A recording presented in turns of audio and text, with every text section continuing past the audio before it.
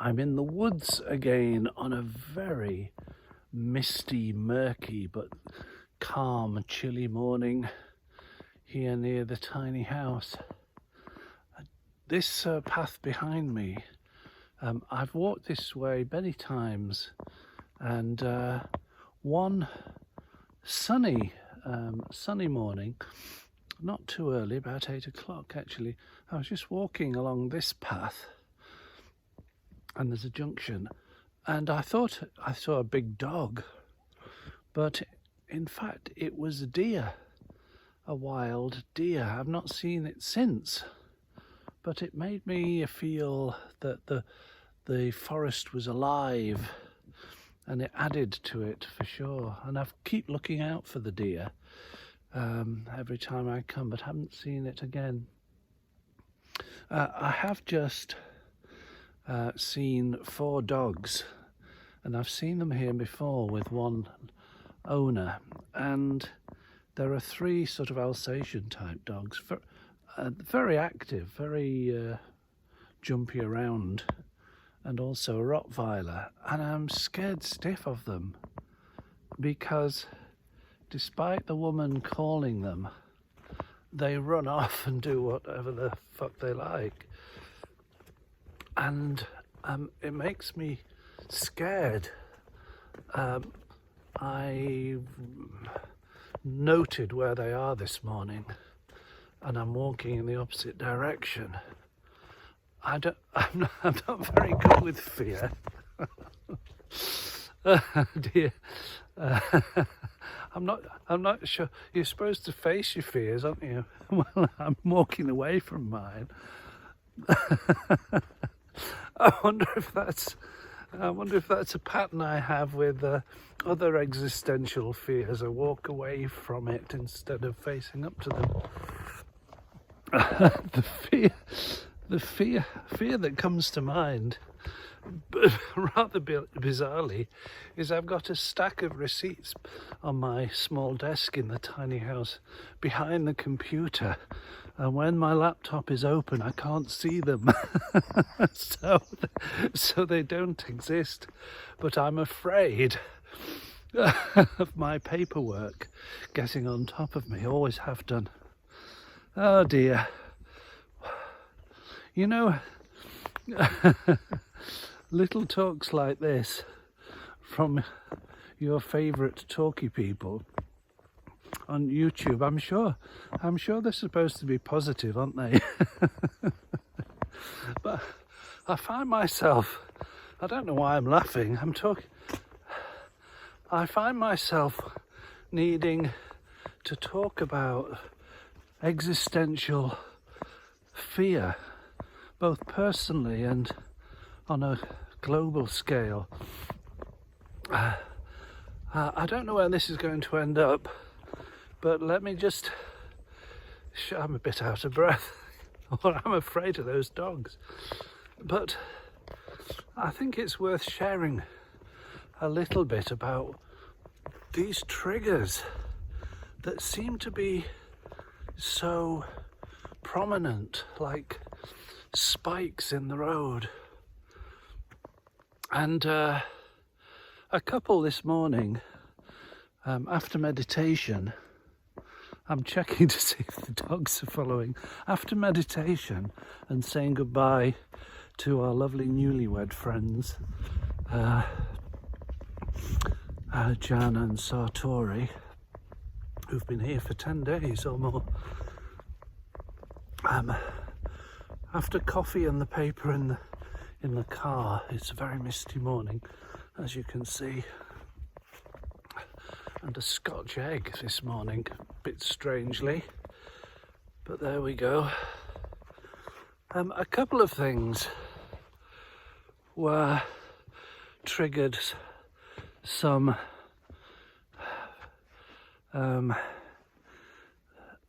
not so much fear as an existential threat.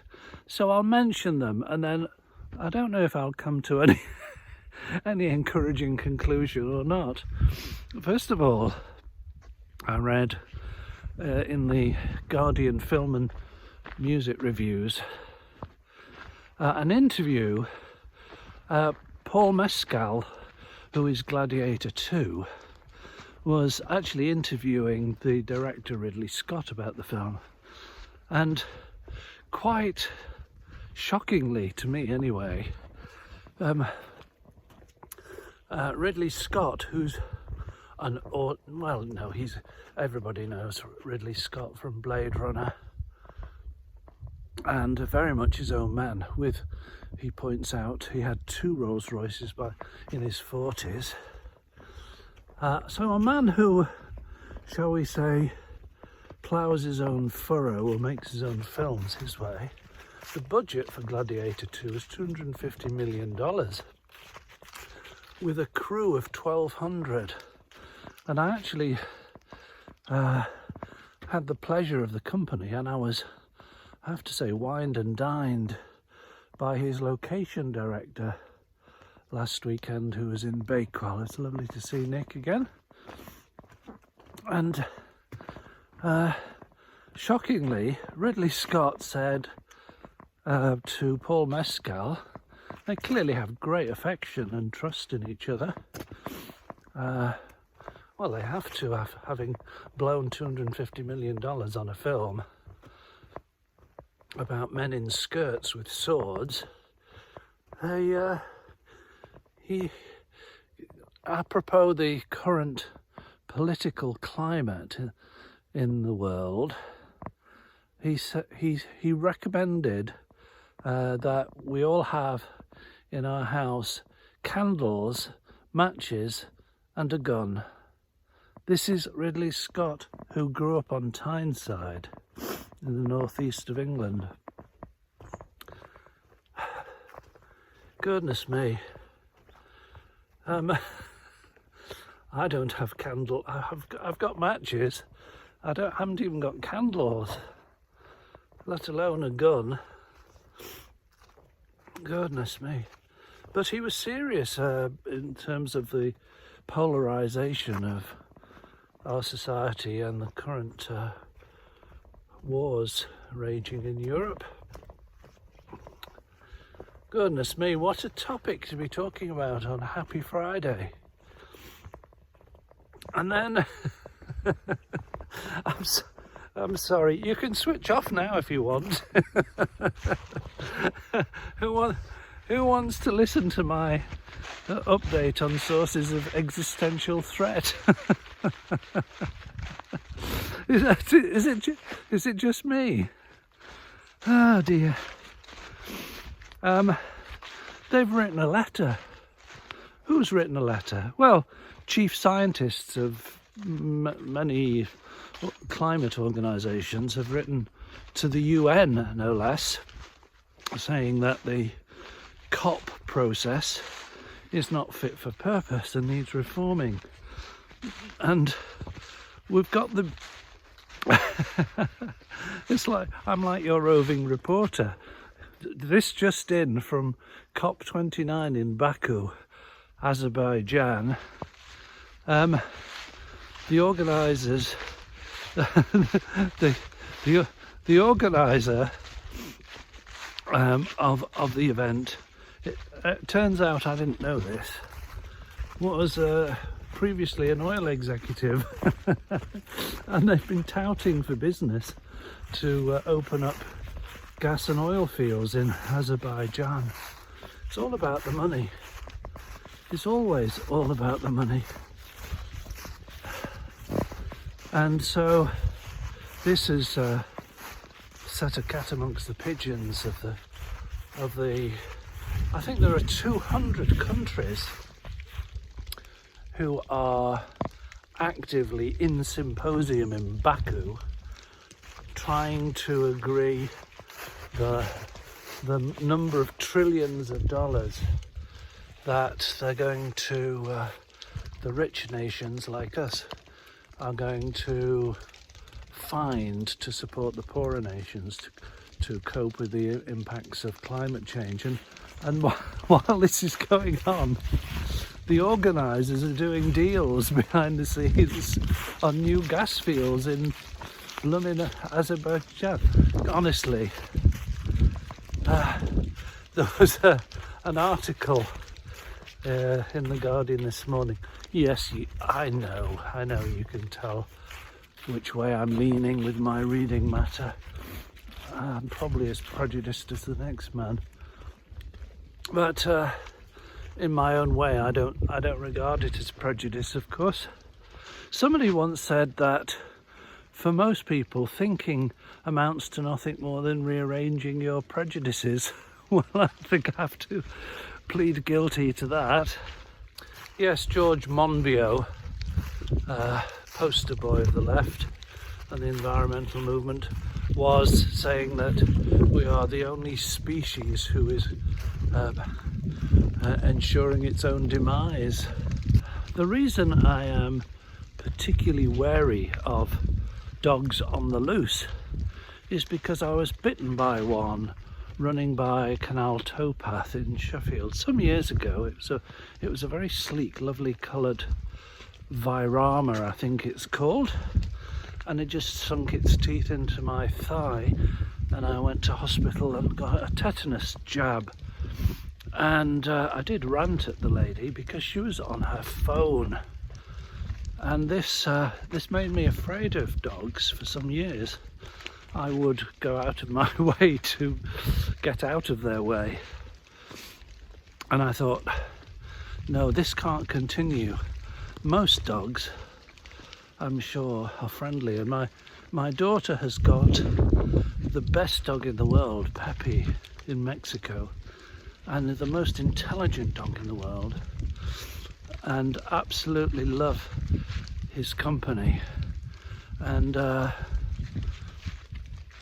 my son has also got a dog, a wire-haired dachshund, a sausage dog, and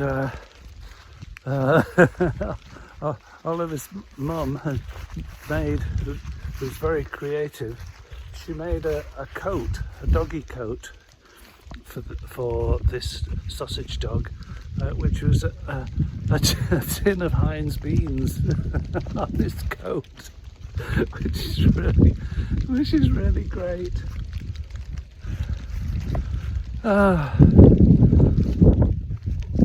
Have I lost you yet? Oh dear. So it came to a point where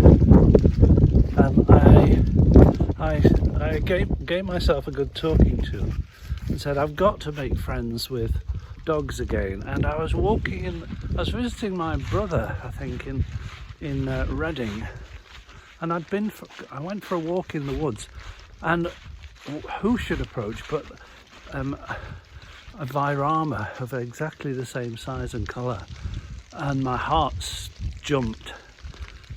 The owner, she was not on her phone, and I gulped, and I said to her, do you mind if I give your dog a hug? And she said, no, he's very friendly, he'd love that.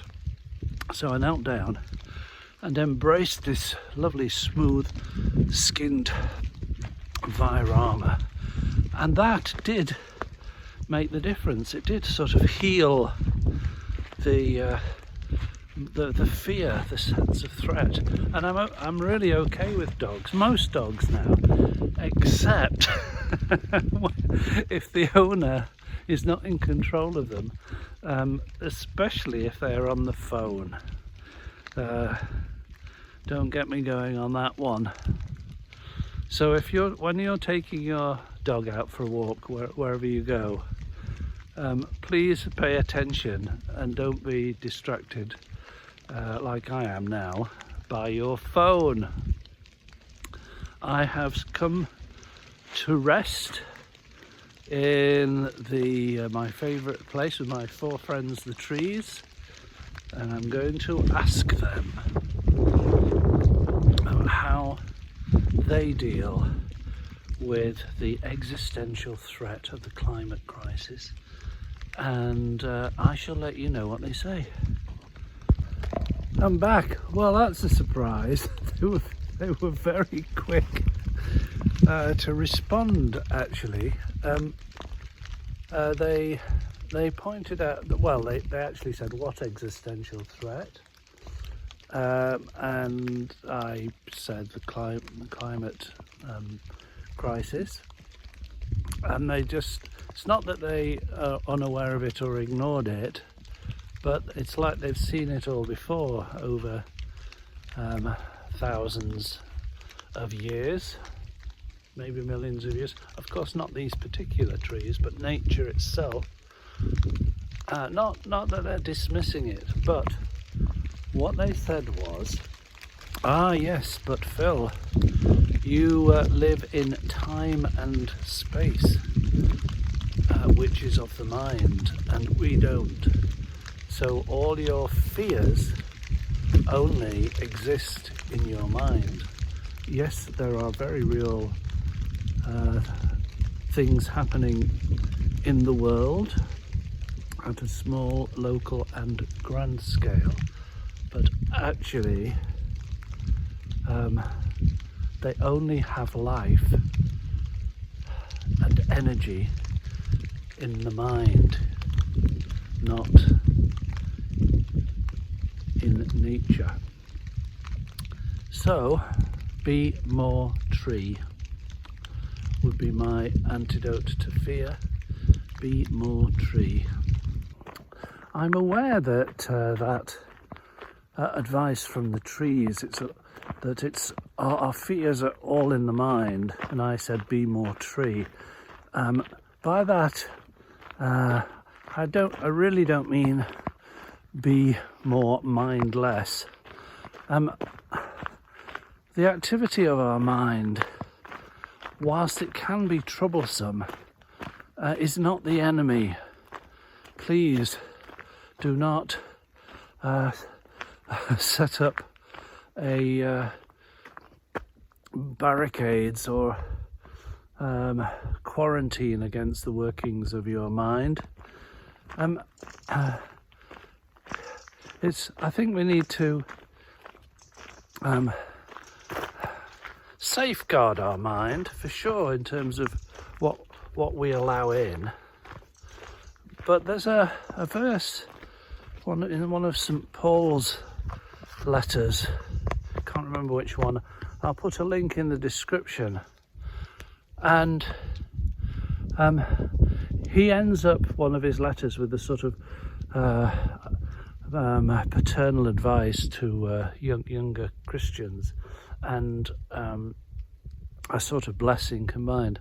And he starts off, I'll paraphrase, whatsoever is true, whatsoever is pure, whatsoever is of good report, fix your mind on these things. So my coda to this, which I think is valid, is by all means be a gatekeeper to the mind. I have an expression that I like for myself is I like to keep my fish tank clean.